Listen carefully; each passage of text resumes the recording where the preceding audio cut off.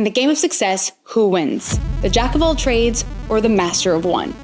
To answer that, I want to show you something. This is Tiger Woods swinging a golf club before he could talk. This is Roger Federer playing soccer, rugby, basketball until he eventually chose to stick with tennis. One was a jack of all trades, the other was a master of one, yet both became #1 in their sport.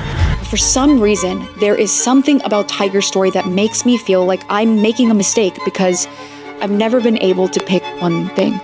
Looking back, I've had a pretty winding path, but it led me to my dream of directing film and TV, plus 2 companies, and now making content. And while I can see how this all connects, I genuinely can't help but wonder, am I sabotaging myself by being a jack of all trades? And more importantly, is not focusing on one thing slowing me down? And clearly, I'm not the only one asking. Everywhere I look, people are debating which path works best, the generalist or specialist.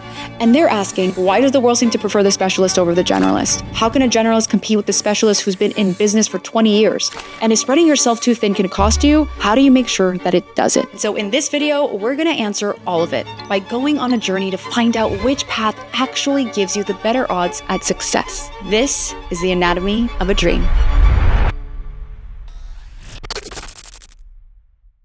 We are on our way to meet with one of the best specialists that we know. So if we're gonna figure out who's gonna win, the specialist or the generalist, we're gonna wanna make a case for both. Because if this were a game, we would wanna see both avatars before choosing who you're gonna play with, especially if your dream is on the line, right? So let's see our first player. The specialist. A specialist, often known as the master of one, is someone who has devoted their life into one area of expertise. Think of a specialist as one of the OG players. They've been part of core gameplay since version 1 of Civilization. Ever wonder why last names are so often jobs? Well, it's because back then your role was literally your identity. You were the baker, the Fletcher, the carpenter, the cooper. Specialization wasn't just respected, it was survival. And while today that might not be the case anymore, specialization still is a superpower. Let's see why. One of the biggest advantages specialists have is this head start in life. While others are still figuring things out, they've already mastered the game. And there are a lot of benefits to this. There's even this one study that showed that early career specializers jump out to an earnings lead after college. So when you look at stories like Tiger Woods, it makes sense. By the time most kids were learning to ride a bike, Tiger was literally on national television, drilling putts, mastering form, and building hours of deliberate practice. And that's a huge strength because it leads to one very important thing: pattern recognition. This is your brain's ability to quickly notice something it's seen before without having to think it through. It's like an instinct. It's like spotting a stop sign and hitting the brakes automatically. Or it's noticing this button and knowing exactly what to do with it. Specialists, they tend to be really good at it in this domain because they've seen these patterns over and over before. So today, we're putting that to the test. Hi, Tiffany. How are you? We brought in one of the sharpest specialists in the game, LPGA pro Gemma Dryberg, to see if she can show us how this actually works. Is this a bad shot for my ball? It's not good.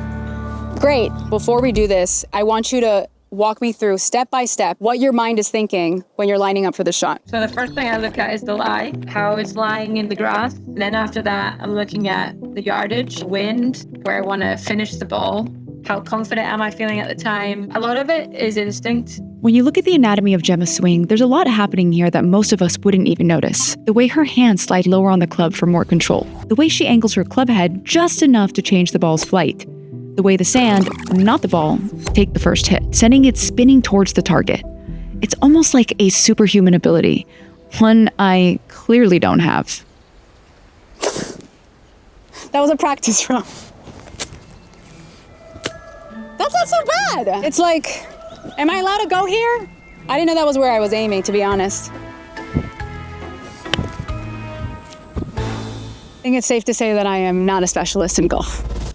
All right, we're back. Now, the specialist has one more advantage that honestly feels like cheating. It's reputation. And to explain, let's play a game. Game begin. Let's say we're on level 1, and the mission is simple. Build the GameBoy. I know, kind of meta. You have 2 avatars to choose from. One is the ultimate tech master, fluent in hardware, code, and engineering. The other, a guy who sings, dances, plays piano, fixes cars, and studies the Japanese art of monozukuri, the craft of thing making. Who would you choose? Now, I'm not really good at games, but I would go with the tech master. And the real Game Boy, it was invented by Gunpei Yokoi, player number 2. The guy wasn't a master at any one thing. He was a jack of all trades. And yet he invented one of the most iconic devices of all time. But wait, I know, you're probably wondering, how is this a case for the specialist? Well, if you pick the tech master, that's kind of the point. Because if the person who invented the Game Boy still wasn't chosen or hired, that's a very strong case for the specialist. And that bias carries into all areas of our lives, like the job market. Do you still believe that specialists have an easier time in the job market? This is Ellen Donnelly, a former recruiter and now the founder of The Ask, and she's one of UK's top business coaches. Historically, they did, especially as a recruiter, my clients told me, this is what we're looking for. I would look for same industry, same role, same level. There's your profile of the candidate that you're looking for. I assume that is still what hiring managers are generally saying. And so it's only natural that we're wired to see the specialist as this model of success. And that is a huge advantage for the specialist. But that doesn't mean that the generalist doesn't stand a chance. Meet the generalist. You might know them as the jack of all trades. They're the multi-hyphenates of today, the modern day Coopers and Bakers, the scientist and musician, the founder and filmmaker. One of the key traits of the generalist is the fact that they don't stick to one domain or title. And so if mastery isn't their edge, what is? Well, according to David Epstein, they have range. All right, can't wait. I normally don't get nervous for these things, but I'm nervous. But not like nervous enough where I'm gonna up, but like I'm a little like, oh. Hi. First off, you are just one of the coolest people. This is David Epstein. David Epstein. David Epstein. David Epstein. Author David Epstein. Man of the hour, David Epstein. I'm David Epstein. He's a journalist, New York Times bestselling author, and he wrote Range, one of my favorite books. If you're talking about generalist versus specialist, this is the guy to call. And most of the inspiration and the studies in this video are from his book. The 10,000 hours rule supposes that there is no such thing as talent. And this is just totally not true. Even the guy who did the 10,000 hours study, Anders Ericsson, eventually wrote a book. And in the book it says, by the way, this framework doesn't really apply to almost all of the professions that almost all of us work in. And the issue is in these other like creative strategic domains, you actually want this like really broad toolbox which allows you to do that thing that psychologists call transfer. Skill transfer. Skill transfer is the ability to apply knowledge gained in one context to completely different situations or roles. And this is probably what gave Roger Federer such an advantage. He used the best elements from each sport and he applied it onto the court. The footwork from soccer, the coordination from golf, the spatial awareness from basketball. So wait, what does this actually show us? It tells us that to master something, you don't need to confine yourself to one thing. So skill transfer is the reason that the generalist is so good at what they do. But this next advantage, it might be the reason that they are more likely to win. This isn't just about what the generalist knows. It's about how they think. Think of strategy as the skill of arranging your actions to win the war, not just the battle. And the problem is we assume that specialists are the ones that are better at strategy. But that is not always the case. In 1997, IBM's supercomputer Deep Blue beat Garry Kasparov in chess. And this was a huge deal because Kasparov was the best chess grandmaster in the world. The reason Deep Blue beat Kasparov was because it was so much better than him at tactics, basically going through these small patterns of a few moves. That's what he had spent his life memorizing, but the computer was better at going through those because it had this incredible computation capacity. But he noticed that the computer was not as good at strategy. You know, how do you connect the dots of all your different tactics? So Kasparov promoted a competition where average chess players, supercomputers, and grandmasters could all team up to play against each other. The winners were neither supercomputers, nor grandmaster players, nor grandmasters with supercomputers. The winners were 2 amateur chess players with 3 laptops. They knew something about chess, and they knew something about algorithmic search, and they could handle this stream of information and coach the computers where to look. I think the really interesting thing there is that when the tactics were outsourced, like the repetitive part of the task, suddenly the humans who were the best at chess were totally different. Like it was no longer Kasparov. Now it was these people with a much broader mix of skills and this strategic higher level view. So why does this happen? What makes a generalist so good at strategy? The generalist, they may not see every detail the way that the specialist does, but that distance gives them something super powerful, which is perspective. It's the reason that Gunpei was able to create the Game Boy and why those 2 amateur players beat the supercomputer, which makes me feel good because it means that thinking differently beats thinking perfectly. Now there's one more advantage that the generalist has that may not only change your career, but it just might change your life. But first, I need to tell you guys about Bizly, today's sponsor. I told you guys I was a jack of all trades. We have another company. We built Bizly because honestly, at the end of the day, as a jack of all trades, as a director and entrepreneur, and now content creator, I just felt there wasn't one place that was representative of who I am and all of the different things that I do. And this is how it works. You host your work, list your info, tag collaborators, and everyone's portfolio updates together. Bizly is the new home of all of my work, and we want to share it with you too. We'll be waiting for you guys right there. It's completely free. Now back to the video. The Generalist's final advantage is match quality. Not the sexiest name, I know, but hear me out because this is big. Match quality is how well your work fits your interest, your strengths, and your goals. Remember when I said this? Early career specializers jump out to an earnings lead after college. Well, there's a second part that we didn't discuss, and it's that later specializers made up for this head start by finding work that better fit their skills and personalities. Even though they started out behind because they had fewer kind of domain-specific skills when they graduated, they had better fit, so their growth rates were higher. By 6 years out, they surpassed the early specializers. The early specializers, meanwhile, started quitting their career tracks in much higher numbers, even though they had more disincentive from doing so, basically because they had been made to choose so early that they more often made poor choices. In other words, generalists might take a little longer to pick their path, but once they do, they are more likely to find an avatar that fits them best. We don't want to push ourselves to learn a skill that we don't like just because we think we should. When I coach people to figure out purpose and alignment and how did you spend your days, what gave you energy, where were you in flow, and then think about the context in which you enjoy operating. So after all this, who do you think is better? The specialist or the generalist? I feel like the more and more I go into this, the more I start to question if there's really a way to know for sure. Unless we have been asking the wrong question this entire time. What if the question isn't what's better, a generalist or a specialist, but instead is where are we playing? And here's what I mean. Let's go back to our game. Our new mission is to, jump over obstacles. Game logic isn't my thing. You have two avatars to choose from. One is the absolute jump master, speed, height, perfect landings, built just for this. And the other, a jumper of all trades. They're pretty average at jumping, but they can also climb, shrink, and swim. You're probably gonna wanna go with the jump master because in this game, jumping is the only thing that counts. This kind of game is what Robin Hogarth calls a kind environment. The next steps and goals are totally clear. The rules are clear and don't change. Patterns repeat. There's not a ton of human dynamics involved, relatively speaking. Work next year will look like work last year. Basically games like golf or chess. So in the kind environment, the specialist wins. But will they win in our next level? All right, new mission, save the princess. Actually, scratch that, let's make him a prince, why not? To win, you'll have to jump over fireballs. But here's a twist. Every time you lose, the level doesn't restart, it rewrites itself. One run, you're swimming. On the next, you're climbing and crawling underground.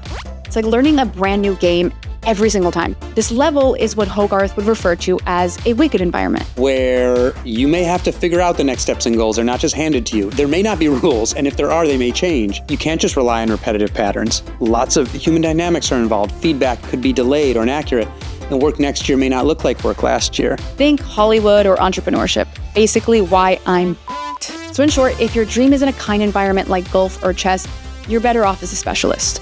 For the rest of us, it seems like being a generalist is our best bet. And yet by that logic, we should be winning. Yet it does not feel that way because the Gumpies of the world are not getting chosen. And ultimately, we still gravitate towards the Tigers. That image of that, 2-year-old becoming the greatest golfer in the world became so widespread and kind of a model for how people and parents of young kids decided development should work. And obviously, Roger Federer turned out pretty good. And yet even tennis enthusiasts don't usually know anything about his developmental story. And so it's sort of perfectly emblematic of how we've switched what we think is the exception and the norm. Why do we stick to that being the preference, Tiger's story? Well, you go on YouTube and you see Tiger at 2 years old on national television, and it's like a human cat video. Feels like this incredibly tidy narrative that we can extrapolate to anything that we want to be good at in our own lives. It's like, look, this worked. If I just do that in whatever it is that I want to be good at, it'll work in that too. And that tidy narrative is exactly why people try to put us in a box. I have lost count of how many times we've been in meetings where clients are pushing us to name one thing that we are good at.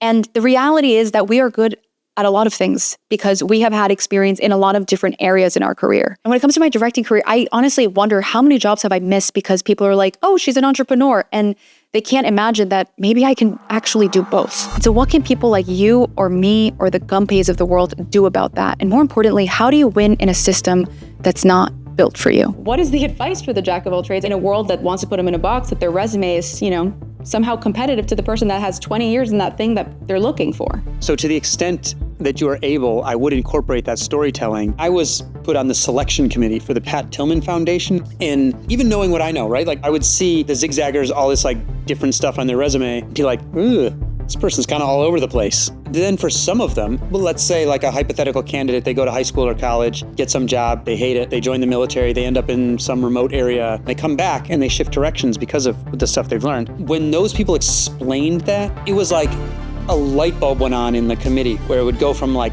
ooh, this person's scattered to, that's exactly what we want. This is a learner. What should define a generalist is less, I'm a writer, I'm a coder, I'm a designer, but more so that you achieve what for the company. I help companies retain customers better. That's a problem that most companies have. It's about finding the story and the edge that you bring. And so if you follow Ellen and David's advice, you're no longer the person who does a lot of things, you're the person who solves their problem. And that might just give you the competitive edge you need to stand out. So what do you think? Does Gunpay have a better shot now? That's the power of storytelling. It can turn what looks like a weakness into your biggest advantage. Because being a generalist isn't the problem. Being misunderstood is. And so if chasing your dream really is like playing a game, maybe it's not about picking the perfect avatar from the start. It's about becoming someone who can specialize and generalize. The most successful people can do both. And the most successful organizations have both. The problem is that when you stay in only one lane, you can only see the world from one vantage point. And in life, just like nature, we need both perspectives. I'm sure I'm not alone in this, but I judged myself for being a jack of all trades. Especially when I decided to start this new path of creating content.